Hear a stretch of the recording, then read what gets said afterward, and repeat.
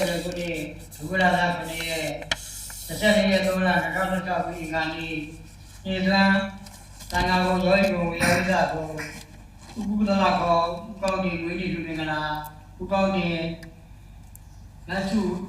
စုဝေကုံရာသူအံကိုမြို့မှာစက်ကရကြပါစီဗျာ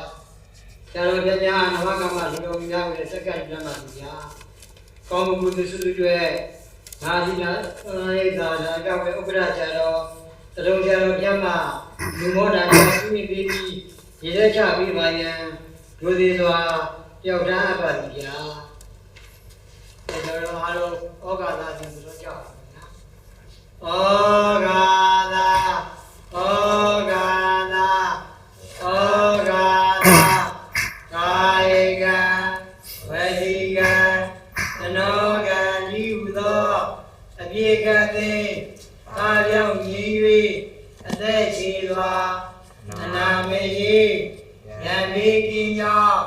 ကောင်းမှုမင်္ဂလာဖြစ်ပါစေခြင်းအကျိုးငါတရားယန္နာ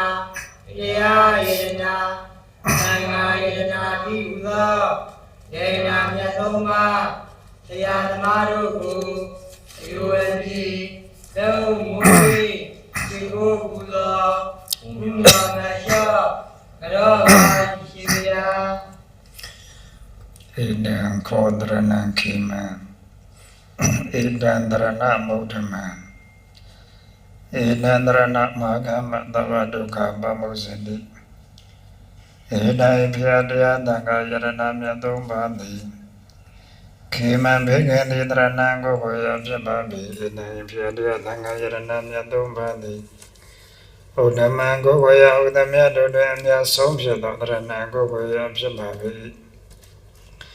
ဧတံဒရဏမာဂမယရဏသုံးပါးကိုဘုမှုကိုအကြောင်းပြု၍သဝဒုက္ခလုံးစုံသောကိုဆင်းရဲခြင်းစိတ်ဆင်းရဲခြင်းအစရှိသောဆင်းရဲဒုက္ခအပေါင်းမှာမမောစတိမောချမသွေလွမြောက်နိုင်ပါပြီဤကဲ့သို့မြတ်ဗုဒ္ဓဒေသနာပါဠိတော်ရှိသည်နှင့်အညီဆင်းရဲဒုက္ခမျိုးစုံတို့မှလွမြောက်နိုင်သည်ဘေကင်းသည်ကိုယ်ကိုယ်ရမြတ်ဆုံးဖြစ်သောကိုယ်ကိုယ်အထာယဖျာယရဏတရားယရဏသံဃာယရဏတိဟုသောယရဏမြတ်သုံးပါးတို့ကိုယူသည်လက်ဦးမူ၍ရှိဖို့ပူဇော်ဖွမြောက်မှန်လျှော့ကထောချယသောယရဏတရားမနာမကုသိုလ်ကံစေရဏယနေ့ယခုဥကုဒလဒုံလဘယဟန်တော်ကမိမိမွေးနေ့အလူမင်္ဂလာအဖြစ်ကိုကောင်းတဲ့မဆုဝေထွန်းမိသားစုတို့ကဣမစီယသာသနာ့ရေးတာအတွက်၌ဘုရားမှုရှိသောသံဃာတော်ယောဂီဝိယဝိဇ္ဇာဆောင်ရွက်သူအပရိသပေါင်းတော်ကောင်းတို့အားမောမြတ်သောနေစွမ်းခိုင်ပွဲပေါ်စဉ်ချောခြင်းရတာအဖျားဖျားတို့ကို၎င်းမိမိ၍ကြွယ်လာသောသံဃာတော်ရှိသူမြတ်တို့အားအနာမသာအကပ္ပိယဝတ္ထုမေတို့မှဖြစ်ပေါ်လက်တန်သောစွမ်းသင်္ကန်းကြောင့်စေအစရယပစ္စည်းများကို၎င်းလူတိုင်းရသောဒါနကုသိုလ်ကံစေရနာစောတိကျင့်သုံးရသောသီလရှုမှတ်ပွားများအထောက်ရသောဘာဝနာကုသိုလ်ကံစေရနာဤသို့မောမြဲမြဲလာစွာသောကုသိုလ်ကံစေရနာတို့ကြောင့်မကောင်းသောဖေးရန်အန္တရာယ်နောက်ဆက်စေတတ်ပေမယ့်တိုက်ခိုက်ဝိသမြပေါင်းတို့ကိစ္စလွင်ပြောင်းမကြမရောက်ရပဲမိမိတို့လူလနောက်တန်းတဲ့သောအသက်ရှိခြင်းနာယောဂကင်းခြင်းကျမ်းမာခြင်းချမ်းသာများခြင်းဉာဏ်ပညာကြည်ခြင်းဘုရားကအနုဘောကြည်ခြင်းအစရှိသောလောကီကောင်းကျိုးချမ်းသာသုလူစုများဝိသမြတို့နှင့်ဘောဇတ်နှင့်ပြည့်စုံကြကုန်သည်သာလည်းဖြစ်၍တထာတိလနုဒ္ဒစာကပညာဟိရေဥဒ္ဓပါတိဟုသောတရဝဥစ္စာကိုနှပြကိုကြိုးစားမြေအထောက်နိုင်ကြပြီလေတော်ကောင်းတို့ရဲ့အာရောအသည်တဏှိဒုက္ခချမ်းသာစေချမ်းသာမှနိရောဓသစ္စာမြတ်နိဗ္ဗာန်ကိုဘဝတူတူနဲ့ရလွယ်ရောက်လွယ်မြတ်မပြုလွယ်နိုင်ကြသည်သူတော်ကောင်းများဖြစ်ကြပါစေ။ဘုရားရဲ့ဆုနဲ့ပြည့်စုံရပါလိမ့်ဗျာ။တုံတော်ရဟန်းတော်များကတော့မိမိတို့ယဟန်ကျင့်ဝတ်သီလနဲ့ပြည့်စုံနေကြရလူကြောင့်ပုဂ္ဂိုလ်များကငါးပါးသီလစောင့်ပြီးအောင်လူကြောင့်ပုဂ္ဂိုလ်များပဲလိုက်ဆိုအာမန္တိဣတရဏိနသဟပင်စသီလံဓမ္မယာစာမိ နောခံကတဝါသီလံတိထနိဗ္ဗန္တိယမဝတ္တမိတဝတိထနမောတတ္တဗဂဝတောအရဟတောသမ္မာသမ္ဗုဒ္ဓတ္တနမောတတ္တဗဂဝတောအရဟတောသမ္မာသမ္ဗုဒ္ဓတ္တနမောတတ္တဗဂဝတောအရဟတောသမ္မာသမ္ဗုဒ္ဓတ္တ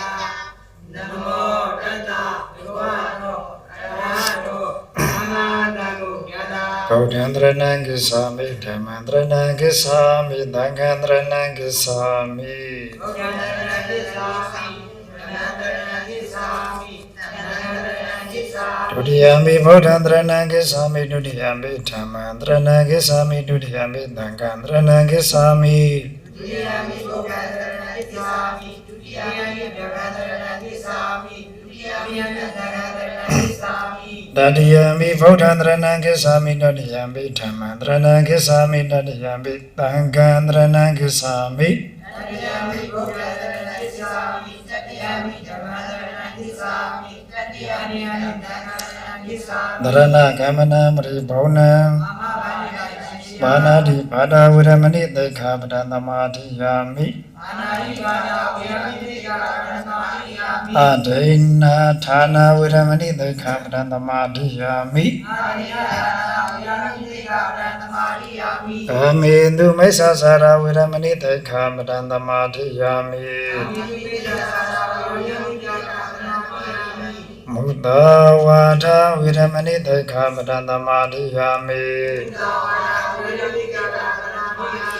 ဒုရမေရယမေဇမမထာဌာနာဝရမဏိသေခာပဒံသမာဓိယာမိ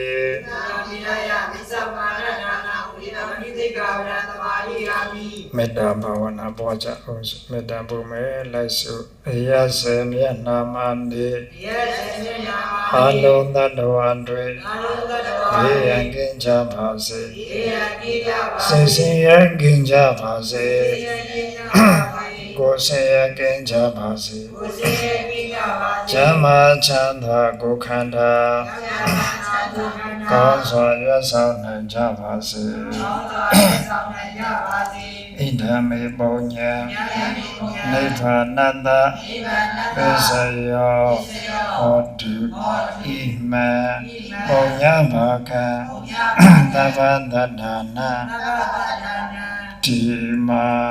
သဗ္ဗတတ္တာဒုက္ခိတာဟောတုအပမထေနသံပါတိထ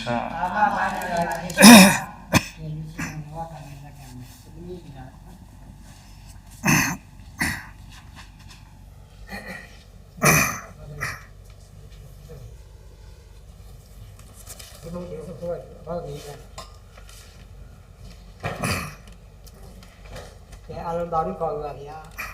သာဓုသာဓုသာဓု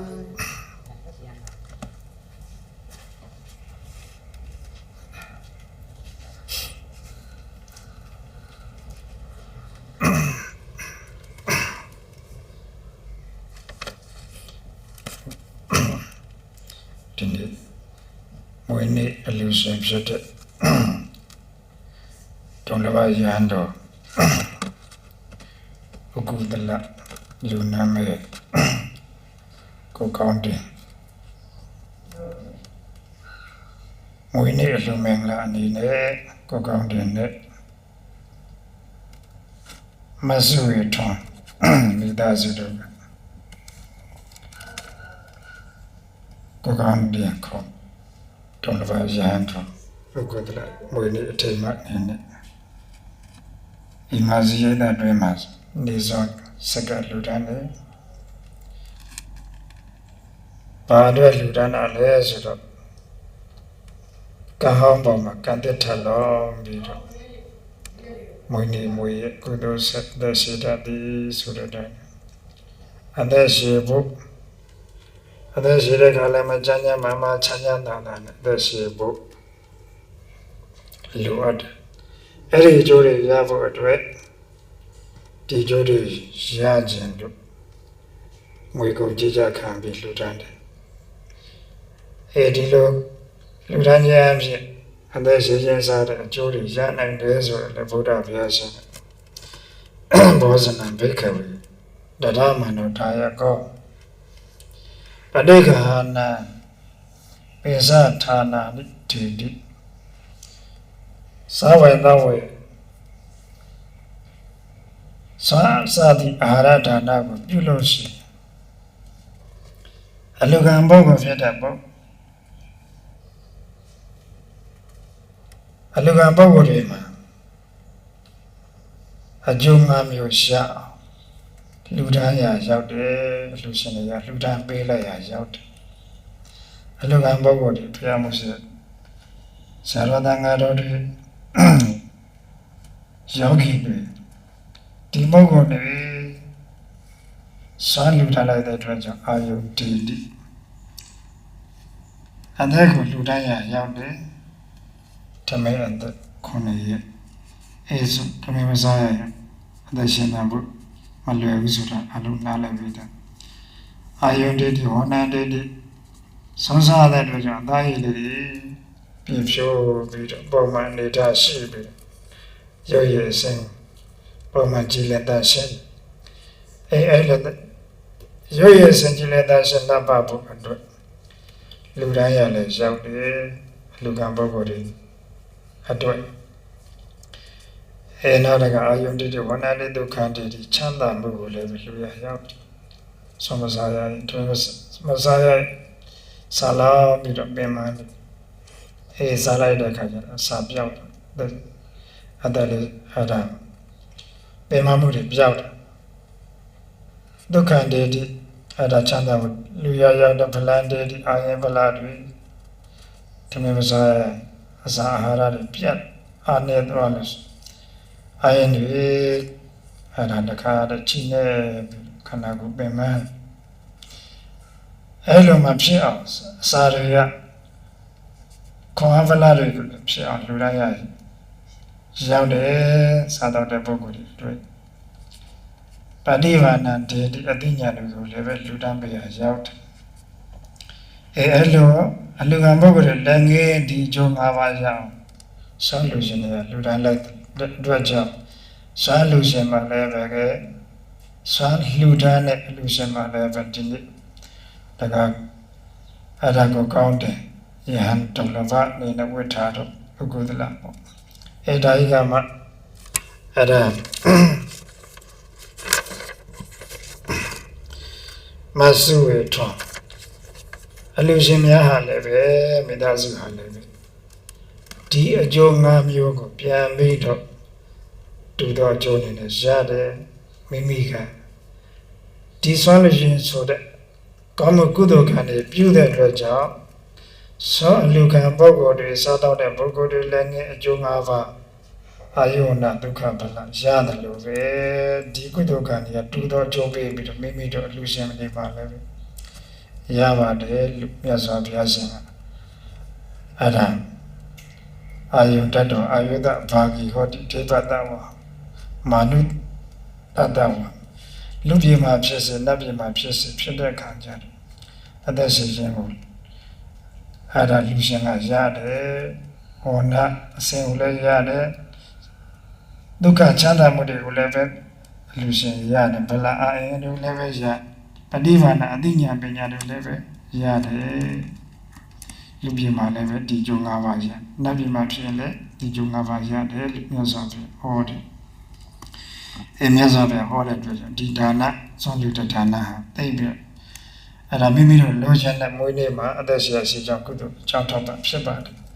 မြတ်စွာဘုရားလက်ထက်ကသုမနာဆိုတဲ့ပတိရဏီကောသလဗေမင်းတရားကြီးသမီးတော်ကနန်းတော်ထဲမှာအဲ့ဒါမိဖုရားတွေကအဲ့ဒါရှိတယ်ပေါ့မိဖုရားတွေရှိမိဖုရားတယောက်ကသာဥမွေးဖွားကောသလဗေမင်းတရားရဲ့စစ်သူကြီးသူ့ရဲ့ကတော်ကလည်းပဲကလေးတယောက်မွေးဖွားသားလေးတယောက်မွေးဖွားအဲ့ဒီသားလေး2ယောက်မိဖုရားရဲ့သားတယောက်စစ်သူကြီးကတော်ရဲ့သားတယောက်သူတို့မွေးပြီးကစားရပိုင်းလေးပါပဲစကားလေးပြောချတယ်တုံးနဲ့တူအဲ့ဒီသူတို့ထားတဲ့အဆောင်မှာပေါ့အဲ့ဒါ သုံးနာမင်းသမီးကရောက်သွားတဲ့ခါကျတော့ကလေးလေးနှစ်ယောက်စကားပြောနေတာကြားဘာပြောလဲဆိုတော့ဘယင်သားဖြစ်တဲ့ပုဂ္ဂိုလ်မိဖုရားကမွေးတဲ့သားလေးကအရွယ်မရဘဲနဲ့အတိတ်ဘဝကိုပြန်ပြီးတော့မြင်တဲ့ဇာတိတရဉာဏ်ရတော့အဲ့ဒါစစ်သူကြီးရဲ့သားလေးကိုလှမ်းပြီးတော့မင်းကွာငါဒါနပြုပါပြောရတာနဲ့မင်းဒါနမပြုဘူးဒါကြောင့်မင်းဟာအခုလူပြန်ဖြစ်တဲ့ခါကျတော့ငါလိုဘယင်သားတော့မဖြစ်ဘူးအဲ့ဒါမင်းဟာစစ်သူကြီးရဲ့သားပဲဖြစ်တယ်ငါတဲ့အစင်းလိုက်နေဒီလိုပြောတယ်ပြောတဲ့ခါကျတော့အဲ့ဒီစကားကိုအဲ့ဒီနေရာရောက်နေတဲ့သူ့နာမင်းသမီးကကြားလို့ဟောကလေးတွေဘာစကားတွေပြောကြပါလဲအရွယ်လဲစကားပြောတဲ့အရွယ်မဟုတ်ဘူးနန်းတော်ထဲမှာဘာအတိုင်းနိမိတ်များမကောင်းတာဖြစ်မလဲကောင်းတာဖြစ်မလဲအတိုင်းနိမိတ်နဲ့တခုမှဖြစ်မလားအဲ့ဒါသိချင်တာနဲ့သူရချွေရအတိုင်းတော်တွေ900နဲ့ရထားတွေနဲ့ဗုဒ္ဓဘုရားတရင်တော်နဲ့စေတော်ကျောင်းကိုသွားပြီးမေးလျှောက်မြတ်စွာဘုရားအဲ့ဒါမြတ်စွာဘုရားတပိသသာဝကတွေတဲမှာအဲ့ဒါနှစ်ယောက်သောပုဂ္ဂိုလ်တွေတဲမှာဥပမာအဖြစ်နှစ်ယောက်လောက်ရှင်းပြီးတော့ပြောပြအဲ့ဒီနှစ်ယောက်သောပုဂ္ဂိုလ်တစ်ပတ်နှစ်ယောက်မှာတဦးသောပုဂ္ဂိုလ်ကအဲ့ဒါနှစ်ဦးလုံးမှာသမတတ္တသမတိလသမပင်သမတတ္တတူမြတဲ့တရားတရားရှိတယ်တုံးနဲ့တူသမတိလတုံးနဲ့တူတိလလည်းတူမြတယ်နောက်တစ်ခါသမပညာတုံးနဲ့တူပညာလည်းတူမြတယ်ဒါပေမဲ့တူသောပုဂ္ဂိုလ်ကတော့ဒါရကောပေးလူတတ်တယ်လူတတ်မှုပြုတယ်နောက်တူသောပုဂ္ဂိုလ်ကတော့အထာရကောပေးလူမှုမပြုဘူးအဲ့ဒီမှာတော့ဒါနပြုတာနဲ့မပြုတာတော့ကွာခြားတယ်အဲ့လိုကွာခြားတဲ့သီလတတ္တနဲ့သီလပညာဒီသုံးပါးတော့တူတယ်ဒါနပြုတာမပြုတာတူသောပုဂ္ဂိုလ်ပြုတယ်တူသောပုဂ္ဂိုလ်မပြုဘူးဒီပုဂ္ဂိုလ်နှစ်ဦးဒီတဲ့ဒါပေတဲ့ကနတ်ပြည်တုတ်တိဘုံဘဝရောက်တယ်ဆိုလို့ရှိရင်ဘာကွာခြားမှုဖြစ်နိုင်တယ်လဲမေးလျှောက်တော့မြတ်စွာဘုရားကအဲ့ဒီပုဂ္ဂိုလ်နှစ်ဦးတည်သွားတဲ့ခါကျတော့တတ္တသီလပညာဒီသုံးမျိုးလည်းရှိတဲ့ဒါယကလူရံဘေကံထောက်ပံ့မှုလေးပဲပြုလုပ်တယ်ဆိုတဲ့ပုဂ္ဂိုလ်ကနတ်ပြည်မှာဖြစ်လို့ရှိရင်နတ်၌ဖြစ်တဲ့အဲ့ဒါအာယုအသက်ရှင်ခြင်းဝေါနာဆင်းလာခြင်းဒုက္ခချမ်းသာတွေနတ်စိစိနတ်ချမ်းသာတွေနောက်တစ်ခါယတအချမ်းရအပေါင်းဖော်တွေနောက်တစ်ခါအဓိပတိယအစိုးရမှုဩဇာအာဏာရှိမှုဒီလိုအကျိုး၅မျိုးသာလို့နဲ့လူတံပေကံမှုမပြုတဲ့ပုဂ္ဂိုလ်တရားတော့ရှိပါတယ်သီလတော့ရှိပါတယ်ပညာတော့ရှိပါတယ်၃မျိုးတော့ရှိတယ်ပေကံလူတံမှုမပြုတဲ့ပုဂ္ဂိုလ်ကဒီအကျိုး၅မျိုးပေကံလူတံမှုပြုတဲ့ပုဂ္ဂိုလ်လောက်မရဘူးပေကံလူတံမှုပြုတဲ့ပုဂ္ဂိုလ်ကဒီအကျိုး၅မျိုးသာလွန်ပြီးတော့မလူတဲ့ပုဂ္ဂိုလ်တဲ့ပို့ပြီးတော့သာလွန်ပြီးတော့အကျိုးရတယ်နတ်ဖြစ်တော့လည်းပဲနတ်ချင်းမတူဘူးလူဖြစ်တဲ့ခါမှာလည်းလူချင်းမတူတဲ့ပုဂ္ဂိုလ်အများကြီးရှိအများကြီးပေါ့ရုပ်စီအစိမ်းလည်းမတူဘူးအဲ့ဒါကျမ်းမာရေးကောင်းတာမကောင်းတာလည်းမတူအသက်ရှိတာမရှိတာလည်းမတူနောက်တစ်ခါစီးစံဥစ္စာတဏပြည့်စုံတာမပြည့်စုံတာလည်းမတူကွာခြားတယ်ဘယ်သူကကွာခြားအောင်ပြုလဲကံတရားကကွာခြားအောင်ပြုတယ်ကမ္မန္တတေဝိပစ္စတဟိနပဏိတတ္တာတတ္တဝါတွေအယုတ်အမြတ်အစင့်တန်းအနှိမ့်အမြတ်အသက်အရှိအတူကျမ်းမာရေးကောင်းမကောင်းစသည်ဖြင့်မတူအောင်ရုပ်ရည်အစဉ်လှပမှုမလှဘူးမလှပဘူးစသည်ဖြင့်အကုန်လုံးစင့်တန်းအနှိမ့်အမြတ်ကွဲပြားအောင်ခွဲခြားပေးတာဘယ်သူလဲဆိုတော့ကမ္မတတ္တေဝိပစ္စတကံတရားကတတ္တဝါတွေခွဲခြားပေးတယ်ဒါကြောင့်နတ်ပြည်မှာအဲ့ဒါတွားဖြစ်ကြတယ်ဘုရားရဲ့သားတော်ဘုရားရဲ့တပည့်နှစ်ဦးအဲ့ဒါဘေးလူတဲ့ပုဂ္ဂိုလ်ကသီလတထာသီလပညာရှိတဲ့အတွက်ကြောင့်သီလလည်းရှိတဲ့အတွက်ကြောင့်လူတဲ့ဆိုတောင်းတဲ့ဆိုပြေးပြီးတော့ အာယုအသက်ရှိခြင်းဝဏရုပ်ရည်စင်ကြည်လင်တန်ရှင်လှပခြင်းဒုက္ခချမ်းသာခြင်းယတ္တအချမ်းရာအပေါင်းဖော်တွေမိတ်ဆွေတွေပေါ်များခြင်းအဓိပတိယအကြီးအမှုအစိုးရသူဩဇာအာဏာရှိသူဖြစ်ရခြင်းဆိုတဲ့အကျိုး၅ပါးပေးလူတဲ့ပုဂ္ဂိုလ်ကရတယ်ပေးလူတဲ့မပေးမလူတဲ့ပုဂ္ဂိုလ်က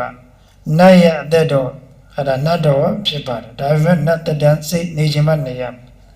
နတ်ဖြစ်တိုင်းလည်းပဲနတ်တတန်းစိတ်နေရတာမဟုတ်ဘူးဒီချမ်းမှာအဲ့ဒါတတန်းစိတ်မနေရဘူးတည်တည်သွားတဲ့နတ်တွေအများရှိအဲ့ဒါဝဏအာယုဝဏအဲ့ဒါဒုက္ခနတ်ချမ်းသာလည်းပဲမတူကြဘူးအဲ့ဒါပုံမစိုးနတ်တွေယုတ်ကစိုးနတ်တွေဆိုလို့အကတ္တထနဲ့တော့ပဲချမ်းသာမလဲအစင်တန်းနေနာပေါ့အဲ့ဒါနောက်တစ်ခါအာယုဝဏယတ္တအချမ်းသာပရိသတ်တွေပေါင်းဖို့တယ်အဓိပတိကအစိုးရမှုနဲ့လည်းပဲမပေးလူတဲ့ပုဂ္ဂိုလ်ကအဲ့ဒါပေးလူတဲ့ပုဂ္ဂိုလ်လောက်ဩဇာနာမရှိဘူးတကူအနာမရှိဘူးအဲ့လိုဖြေချတဲ့ခါကျတော့မြတ်စွာဘုရားကသူ့နာမင်းသမီးကထပ်ဆင့်ရှာတယ်အဲ့ဒီနတ်သားနှစ်ယောက်နတ်ပြည်ကနေပြီးတော့သေလုံတဲ့အခါနတ်တဲ့ကျွေတဲ့အခါလူပြည်လူလာဖြစ်တယ်ဆိုရင်ဘာခွာချမှုရှိလဲလို့မေးလျှောက်တော့လူပြည်မှာလာဖြစ်လို့ရှိရင်လည်းပဲလူပြည်မှာအဲ့ဒါဖြစ်တဲ့အသက်ရှိခြင်းအစင်းလာခြင်းချမ်းသာခြင်းအချမ်းရအပေါင်းဖော်ရရှိခြင်းအစိုးရခြင်းဩဇာနာရှိခြင်းဆိုတဲ့ဒီအကျိုး၅ပါးဒါနပြုတဲ့ပုဂ္ဂိုလ်ကတရားလည်းရှိတယ်သီလလည်းရှိတယ်ပညာလည်းရှိတယ်ဒါနလည်းပြုတဲ့အတွက်ကြောင့်ဒီအကျိုး၅ပါးအခြားပုဂ္ဂိုလ်တွေတာလုံးနဲ့ကံတရားကမိမိပြုတဲ့ဒါနကုသိုလ်ကအဲ့ဒါလူဖြစ်တဲ့ခါလည်းမဲ့ချမ်းသာမှုအကျိုးတွေပို့ပြီးတော့ရတယ်ဒီလိုအကျိုးတွေရတယ်အဲ့ဒါအတလည်းရှိစီတယ်ပေါ့လေအဲ့ဒါအချမ်းရလည်းပြရတယ်ရေးကြည့်တယ်ဒီအချမ်းရလည်းပဲအချမ်းရကောင်းမှအဲ့ဒါအပေါင်းပေါ်ကောင်းမှအသက်ရှင်မှုကိုပို့ပြီးတော့ထောက်ပံ့ပေးတယ်ဒါကြောင့်မြတ်စွာဘုရားရှင်ကအနာယုဒသုဒ္ဓမှာအသက်ရှင်ဖို့အတွက်တပ်ပါရကတိအဲ့ဒါတင်းတင်းလျောက်ပါတဲ့မိမိရဲ့အစားအသောက်နေထိုင်လုပ်ကလေးတွေမိမိကျမ်းမာရေးနဲ့တင်းတော်တာဖြစ်ရနဗ္ဗနဲ့တပ်ပါရမတ္တဇာနာမိမိကျမ်းမာရေးနဲ့တင်းလျောက်ပါတဲ့အစားအသောက်နေထိုင်ရသည်ဟုအဝတ်ရုံစသည်ဖြစ်တော်လည်းပဲလွန်ပေးတန်ဆေးဆိုတဲ့စကားတိုင်းနဲ့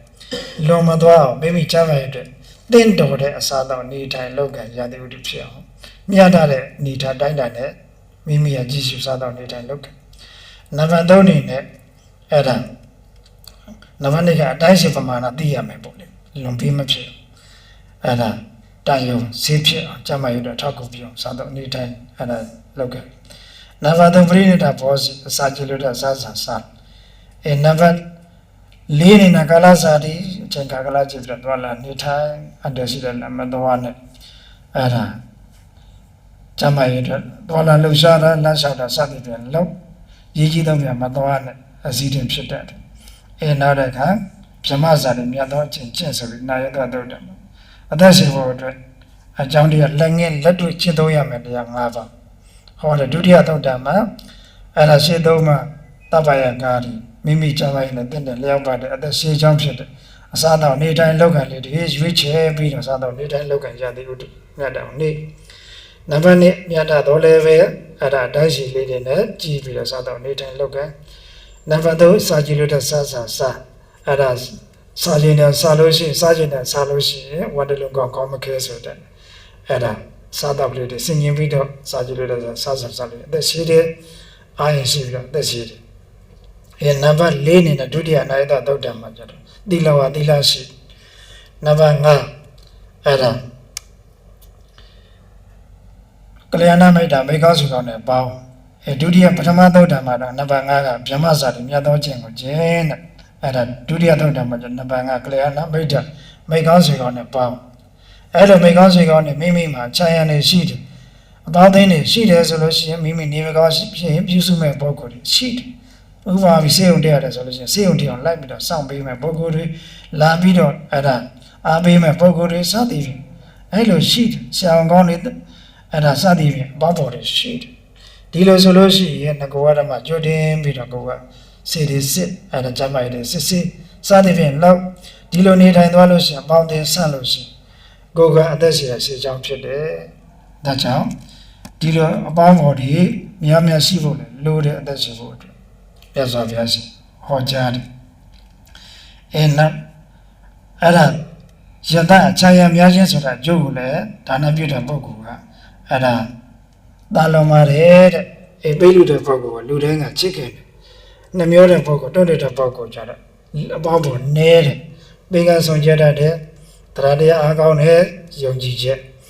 ပေးကဆောင်ကြတဲ့ပုဂ္ဂိုလ်အဲ့ဒါလူတွေလည်းချစ်တယ်ဒိဋ္ဌာလေးတွေတောင်မှကျွေးလို့ရှိရင်သူတို့ကကိုယ့်ကိုပုံပြီးတော့အဲ့ဒါအားကိုးတယ်ဒိဋ္ဌာလေးတွေကိုယ်လည်းပဲခွေးတွေဆိုရင်စောင့်ရှောက်မှာပေါ့ဒါကြောင့်အချမ်းရအပေါင်းပေါ်တွေဆိုတာအဲ့ဒါလိုအပ်တဲ့ဘေကံလှူဒါန်းတဲ့ပုဂ္ဂိုလ်ကအချမ်းရနေပေါ်တယ်တဲ့စီဝါဥစ္စာလုပ်တယ်ဆိုလို့ရှိရင်လည်းကိုယ်ကအလုံသမားတွေပေါ်မှာဒါငဲ့ညာတဲ့စောင့်ရှောက်တယ်ဆိုလို့ရှိရင်အလုံသမားတွေအကုန်လုံးသစ္စာရှိအဲ့ဒါကိုယ်လုံးကနေအောင်မြင်တာပေါ့အဲ့ဒါအတိပတိယအစိုးရတဲ့ခိုင်းနေမြလုပ်ပေးတယ်ဒါနပြုတဲ့ပုဂ္ဂိုလ်ကိုကမပေးဘူးကစင်းနေဆိုရင်ကိုခိုင်းတာမလုပ်ချင်တော့ဒါကြောင့်မြတ်စွာဘုရားကသုမနာမင်းသမီးကိုလူဖြစ်တဲ့အခါမှာလည်းပဲတဲ့အဲ့ဒါဘေကံလှူဒန်းတဲ့ပုဂ္ဂိုလ်ကအဲ့ဒါတရားလည်းရှိတယ်သီလလည်းရှိတယ်ပညာလည်းရှိတဲ့အတွက်ကြောင့်သူ့မှာအဲ့ဒါလူနဲ့ဖြစ်တဲ့အသက်ရှိခြင်းဝဏဆင်းလာခြင်း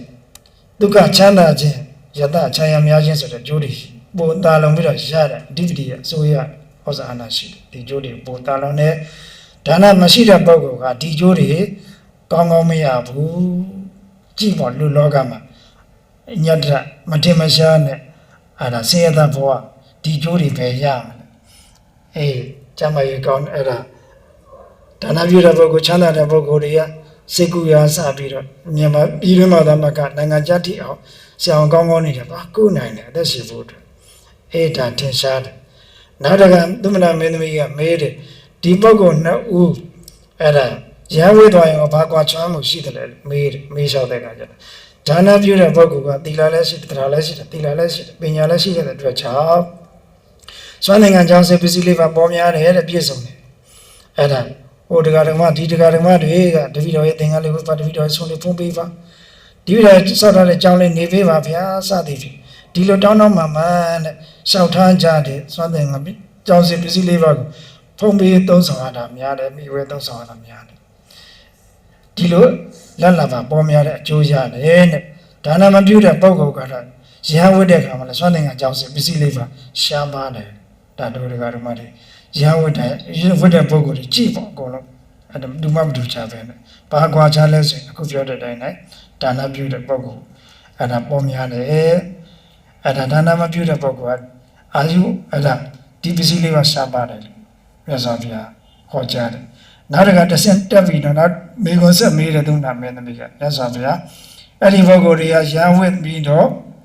ယန္တရားတွေကျင့်တဲ့ခါကျတော့ကိလေသာအာတော်ကောက်ကန်းတဲ့ယန္နာစင်တီမီတာ40ဖို့လို့စင်ရသွားကြပြီယန္နာဖြစ်သွားကြပြီဆိုလို့ရှိ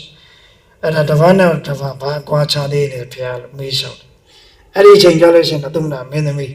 ကိလေသာကုန်တာချင်းအတူတူပဲတဲ့ဒါနပြုတဲ့ပုဂ္ဂိုလ်လည်းကိလေသာကုန်တဲ့ဒါနမပြုခဲ့ပဲနဲ့ဒီတရားသီလပညာဒီသုံးမျိုးပဲရှိတယ်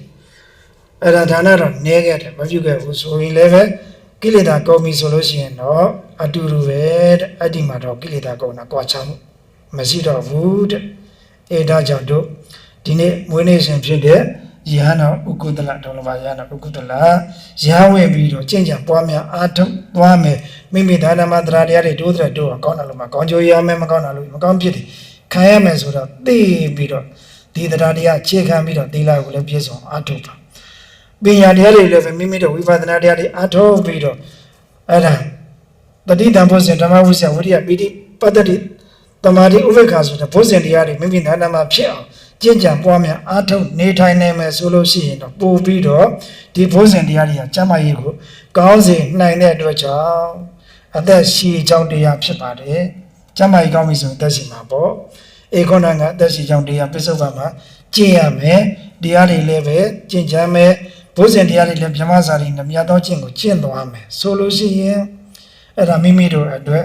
အသက်ရှည်ကြောင်းတရားတွေဖြစ်ပါတယ်ဒီလေ့ကျင့်လေးတွေကိုပညာရှိအောင်ဝိပဿနာဉာဏ်ပညာတွေရှိအောင် အဲ့ဒါပါရမီပြည့်မညာဘုညာဆက်အောင်အောက်ထဆုံးသောတာပန်ဖြစ်အောင်အာထုတ်သွားနိုင်တဲ့ဆိုလို့ရှိရင်မိမိတဏ္ဍာဘုဇင်တရားတွေဖြစ်ပြီးတော့အဲ့ဒီဘုဇင်တရားတွေကအေးချမ်းမကြီးကောင်းအသက်ရှိအောင်အထောက်ပံ့ပေးပါအရှင်မကတ္တဗကြီးချမ်းမကြီးမကောင်းတော့မြတ်စွာဘုရားဘုဇင်တရား9ပါးဟောကြားပေးတယ်ဒီဘုဇင်တရားတွေငါတဏ္ဍာမှာ9ရက်တွင်းမှာအပြည့်စုံဖြစ်ခဲ့တယ်ဆိုပြီးတော့ပြန်လဲနှလုံးသွင်းဆင်ញင်ပြီးတော့ပွားများအာထုတ်တော့ဘုဇင်တရားတွေပြန်ဖြစ်တော့အဲ့ဒါစိတ်တွေကကြည်လင်လက်တန်ရှင်းပြီးတော့တခါတည်းဝိဓာတွေကြည်လင်တန်ရှင်းတဲ့ရုပ်တွေလည်းပဲကြည်လင်တန်ရှင်းပြီးတော့ကျမ်းမာရေးကောင်းတယ်တဲ့အဲ့ဒါရှိတယ်120လောက်ထိအောင်ရှိတယ်ရှင်မကတ္တဗတို့ဒါကြောင့်ဒုံလဘရဟန်းတော်ဥကုသလတက္ကတော်အဲ့ဒါ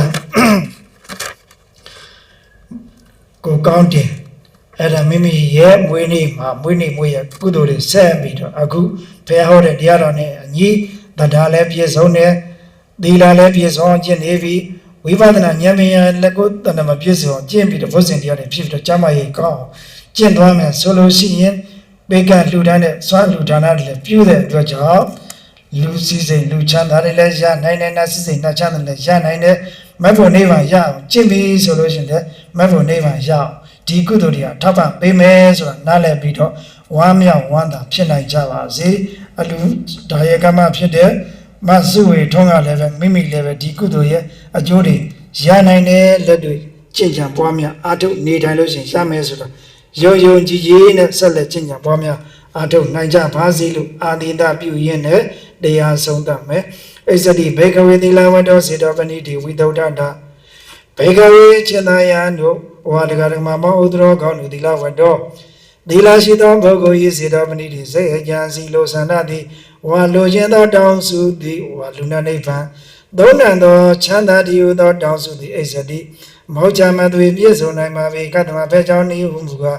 ဒါသာထိုသီလရှိသောပုဂ္ဂိုလ်၏စိတ်သာစိတ်ဝိသုဒ္ဓနာပြုစဉ်တန်ရှင်းနေသည်ဖြစ်ကြောင်းဒီသီလရှိသောပုဂ္ဂိုလ်ရဲ့စိတ်ကလေးရလောဘဒေါသမောဟဆန္ဒကိလေသာတွေအညစ်အကြေးတွေမရှိမတင်ဘူးဒါကြောင့်သူ့ရဲ့စိတ်ကလေးကဖြူစင်တန်ရှင်းနေတဲ့တန်ရှင်းစင်ကြယ်နေတဲ့အတွက်ကြောင့်ကုသိုလ်စိတ်ကလေးနဲ့ဖြူစင်တန်ရှင်းနေတဲ့အတွက်ကြောင့်သူ့ရဲ့ဆုတောင်းတွေကတရားတရားခြေခံပြီးတော့သီလတရားတွေပညာတရားတွေခြေခံပြီးတော့ဒါနကုသိုလ်တွေပြုတဲ့အတွက်ကြောင့်မိမိရဲ့လူစည်းစိမ်လူချမ်းသာနတ်စည်းစိမ်နတ်ချမ်းသာနိဗ္ဗာန်ချမ်းသာတဲ့အောင်လူချင်းတဲ့ဆုတွေဟာဣဇတိမောချမသွေပြည့်စုံနိုင်ပါပေကဣတိသဗ္ဗကဝဘုံတော်၆ပါးတကယ်မြတ်စွာဘုရားရှင်သည်ဒေတိတိကရုဏာရှိသောပညာဖြင့်ဟောကြားတော်မူခဲ့ပါပေတည်း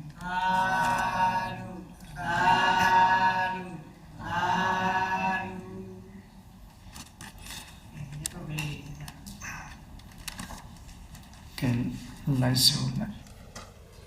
အရှင်ဘုရားတပည့်တော်များသည်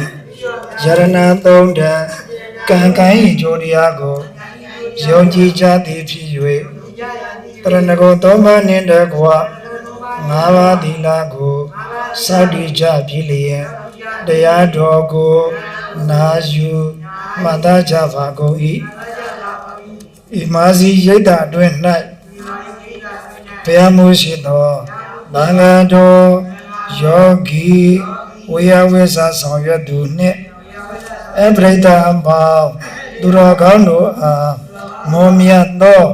နေစွမ်းခေဖွယ်ဘောဇင်ရသာအဖျားဖျားကိုနိဗ္ဗာန်ရှိမှလူဒန်းကြပါ၏အနာမတအကပိယဝုထုငွေတို့မှဖြစ်ပေါ်လက်တန်းသောစွမ်းသင်္ကန်းကြောင့်စေယဟန်တော်များအစရာယာပစ္စည်းများကိုနိဗ္ဗာန်ရှိမှလူဒန်းကြပါ၏ဤကုသိုလ်ကောင်းမှုသည်နိဗ္ဗာန်ရောက်ကြောင်းပါရမီအထောက်ပံ့ကောင်းဖြစ်ပါစေသာနိဗ္ဗာန်မရမီဘောဓန္တရာ၌ကျင်လည်ရသည်ရှိသောအပယ်ဆင်းရဲမှအမြဲတမ်းကင်းလွတ်ရ၍အသက်ရှိခြင်းနာယောဂကင်းခြင်းကျမ်းမာခြင်းချမ်းသာများခြင်းဉာဏ်ပညာကြီးခြင်းဘုန်းကိုအနုဘောကြီးခြင်းအစရှိသောလောကီကောင်းကျိုးချမ်းသာမင်္ဂလာအပေါင်းနှင့်ဘဝစတိုင်းပြည့်စုံကြရန်ပြည်လျက်သူတော်ကောင်းတို့နှင့်သာ ပေါင်းသည်နေထိုင်ရ၍သူရကောင်းတရားကိုနာယူမှန်သာကျင့်ကြံနိုင်သူဖြစ်ရပါလို၏ဤသောမျိုးရာမြတ်ပေါည၏အဘောဘာကကိုယေရှုကြီးမှာမိဘနှစ်ပါးဆရာသမားအဖိုးအဖွားအစထား၍ကိုယ်ဆောင်နဲ့အိမ်ဆောင်နဲ့ဤရိတ်သာဆောင်နဲ့လမ်းဆောင်နဲ့ရက်ွယ်ဆောင်နဲ့ရွာဆောင်နဲ့မြို့ဆောင်နဲ့နယ်ဆောင်နဲ့ဒေါဆောင်နဲ့တောင်ဆောင်နဲ့လောကဆောင်နဲ့သာသနာတော်ဆောင်နဲ့အာဂတဆုဘုံမဆုယုတ်ကဆုတရားမင်းယမမင်းရည်ရှင်မင်းပေါင်းအားအမြတ်ပေးဝေပါ၏32ဘုံကျင်လေကုန်သောဒုက္ခိတဒုက္ခိတဝိနည်းယတတ္တဝါပေါင်းတို့အားအမြတ်ပေးဝေပါ၏အမြတ်ရကြ၍ကိုယ်စိတ်နှဖျားဘေးရန်ကွာ၍ချမ်းသာချမ်းသာကြသည်ဖြစ်ကြပါစေသောအမြတ်အမြတ်အမြတ်ယူတော်ချမ်းသာကုန်လောမာဓုမာဓုမာဓုအမြတ်အမြတ်အမြတ်ယူတော်ချမ်းသာကုန်လောမာဓုမာဓုမာဓုအမြတ်အမြတ်အမြတ်ယူတော်မူချမ်းသာကုန်လောမာဓုမာဓုမာဓု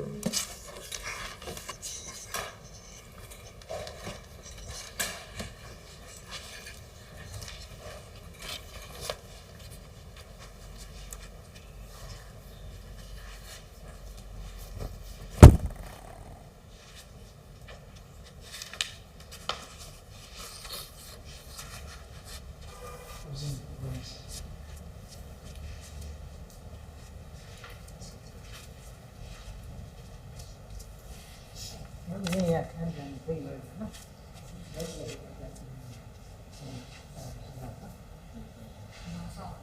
不知道吗？不敢。